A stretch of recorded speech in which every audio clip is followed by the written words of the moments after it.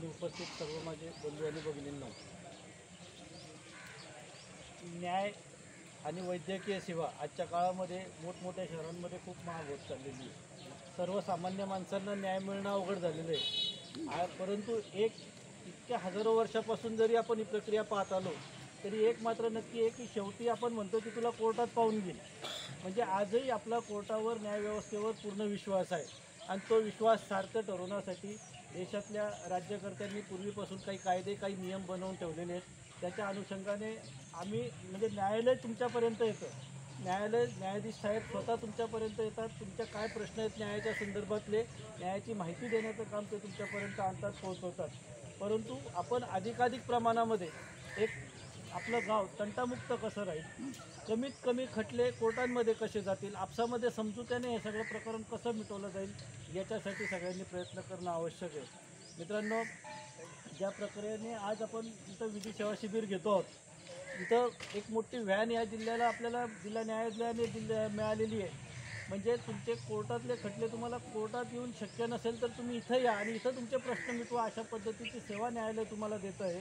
या एवढ्या सगळ्या सेवा उपलब्ध असतानासुद्धा अनेक गावांमध्ये छोट्या छोट्या कारणांनी आपण भानगडी करतो, बांधावरनं भानगडी करतो, पाण्यावरनं भानगडी करतो, भाऊबंदीच्या वाटणीवरनं भानगडी करतो. ह्या जर मिटवायच्या असतील तर विधी सेवा शिबिराच्या ज्या काही अनेक गोष्टी आहेत, मग विधी सहाय्यक आहेत, वेगवेगळ्या गावांमध्ये विधी सहाय्यक नेमलेले आहेत, तिथे मित्र आहेत, मित्र म्हणून त्याला मान्यता मिळालेली आहे, ते तुम्हाला मदत करू शकतात. कोर्टाची विधी सेवा प्राधिकरणाची सेवा आहे जी तुम्हाला फुकट वकील मिळवून देऊ शकते. जर तुमचं उत्पन्नाचे घटक असतील, तुम्ही 18 वर्षाच्या खालचे असाल, महिला असाल, मतिमंद असाल, या स्वरूपाचे जे काही निकष त्याच्यामध्ये आहेत त्यात जर तुम्ही बसत असाल तर कोर्टाकडनं तुम्हाला फ्रीमध्ये ॲडव्होकेट उपलब्ध करून दिला जातो. या सगळ्या गोष्टी आपल्याला या विधी सेवा प्राधिकरणाच्या माध्यमातून मिळतात. आज या निमित्ताने कोर्ट आपल्या दारी आलेलं आहे. आपण शांतपणे त्यांचं सगळं म्हणणं ऐकून घेऊयात आणि एक निर्धार यापुढं करूयात. याच्यात बहुतेक करून माझे पोलीस पाटील मित्र आहेत. मुळामध्ये सगळ्यात जास्त जर गावात कुठली घटना घडली तर त्या घटनेचा पहिला जर कोणाकडं दाद मागण्यासाठी जातात तर ते पोलीस पाटलाकडे जातात.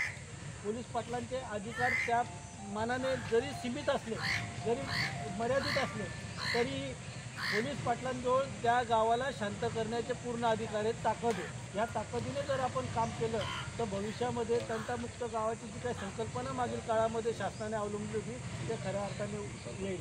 आणि मग त्याच्यानंतरचा पुढचा टप्पा आहे तो पोलीस स्टेशनचा. तक्रारी दाखल करणे, साक्षीदार तपासणे आणि केस कोर्टापुढं उभे करणे. एकदा केस कोर्टापुढं उभी राहिल्यानंतर मग ती कोर्टापुढं चालवली जाते किंवा मग तडजोडीची जर केस असेल तर ती तडजोडीने मिटवली जाते. या निमित्ताने इथे येऊन आम्हाला तुम्हाला हेच सांगायचं आहे की तुम्ही जेवढे जास्तीत जास्त संख्येने पोलीस पाटील मित्रांनी आपल्या गावातल्या खटल्यांची वर्गवारी जर केली, कुठल्या दिवाणी केसेस आहेत, कुठल्या फौजदारी केसेस आपल्या गावातल्या आहेत आणि त्याच्यामध्ये कुठं सामोपचाराने गावातल्याच 4 लोकांना बसून सामोपचाराने कुठं तंटा मिटवता येतोय का, भांडण मिटवता येतं आहे का आणि मग त्या केसेस कोर्टापुढे हजर करून त्यांच्या तडजोड घडून आणली तर एक खूप मोठं यश या निमित्ताने आपल्याला आपल्या तालुक्याला मिळेल. हा सगळा भार आणि हे सगळं काम न्यायालयाच्या माध्यमातून चांगल्या पद्धतीने राबवण्याचं काम या निमित्ताने आदरणीय निमसे साहेब आणि बोरा मॅडम साहेब आपल्यासाठी करतायत. आपण सुद्धा त्याच्यामध्ये मोठ्या संख्येने सहभाग द्यावा, सहकार्य करावं हेच या निमित्ताने बोलतो. जय हिंद, जय महाराष्ट्र.